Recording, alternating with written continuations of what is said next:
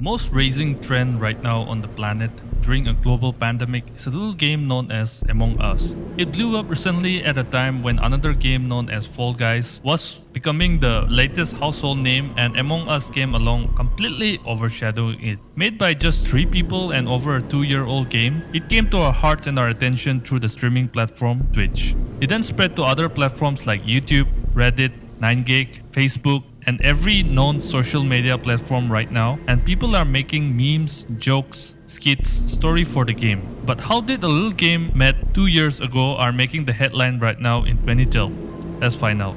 Among Us is a social deduction game where there are 10 crewmates and 1 to 3 of them are imposters. The crewmates have to figure out who the imposters are before most of them are killed or ejected out of the play area. If the crewmates are able to finish their task before that happens or ejects all the imposters, they win the game. As an imposter, you have to silently kill them and not get caught doing so, and watch the crewmates blame each other. It is a very simple concept game and easy to get into as it was made primarily for mobile phones at launch. The skill set is as high as you want it to be and also very dependent on your social ability to convince people or to lie to.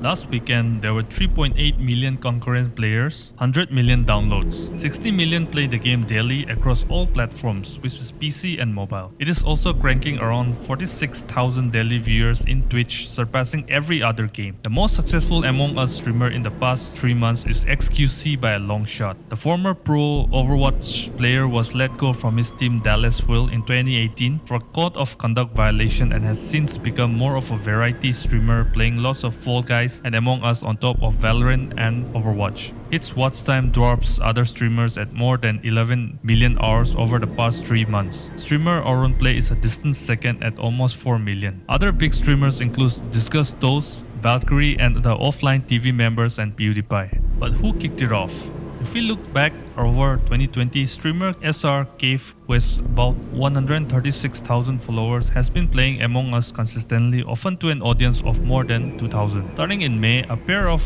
big streamers named Admiral Bulldog and Sing Sing start playing a few hours of Among Us, giving it a big boost, though nothing compared to July. By the end of July, Among Us had rocketed 400 position in average viewers into the top 50 on Twitch, thanks largely to massively popular streams by Sodapoppin and XQC, who poured in 10 and thousands of simultaneous viewers. A combined viewership of 8 Korean streamers who otherwise own the top 10. In August, English streamers would completely take over, but Among Us' real breakthrough started in Korea. By the end of the month, Sodapoppin had ranked up 331,000 hours of Among Us watch time. Korean streamer Dobby was next with 360,000 hours. An underappreciated part of Among Us' success is its language support. It's available in English, Portuguese, Spanish, and Korean. And there's a feature in the game where you'll be matched with players who are comfortable in a specific language and thus help in avoiding situations where the players cannot communicate because of language barrier, since communication is a vital part of the game. There are 3 people credited for the development of Among Us in the company Inner Slot. Willard was the primary coder, Marcus Bromenter served as the animator and designer, and Emmy Liu handled the lion's share of the art. Willard was the only guy who was looking after the game post-release. The team is located at Pacific West of North America and they mostly work from home. After the game blew up, there have been handled many portfolios in the mail. People trying to work for the game and people suggesting to translate the game into many local languages.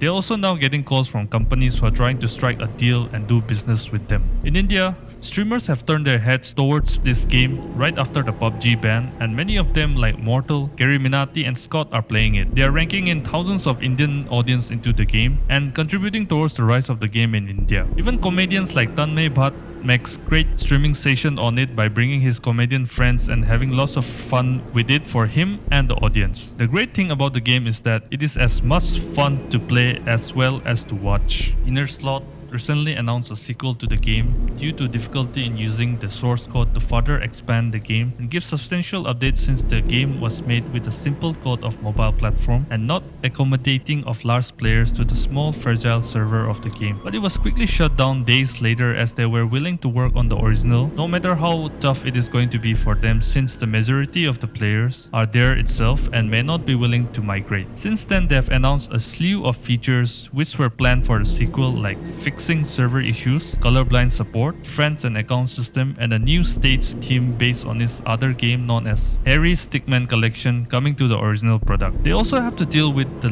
wide ranges of cheater issues. Some people straight up communicate secretly through Discord in a party game like this. Some cheaters also can instantly kill people, see who the imposter is, and can make themselves go extremely fast. Innerslot has promised that they will have an account system within the game to address this. They will also make the early leavers who leave because they were not chosen to play as the imposter at that match deal with some consequences for their action. This will eventually take time, so we'll have to see if players can wait for the update to come or move on to other game. What the game lacks right now is an in-game reward system like leveling up or getting points or something like that. The game has to expand from being a simple party game to a game which has to sustain for a long time and make it more deep and rewarding. There can also be zombie-like mode where the imposter attacks someone and that one becomes the next imposter or something similar. The server has to expand to accommodate the large number of people coming every day to enjoy the game.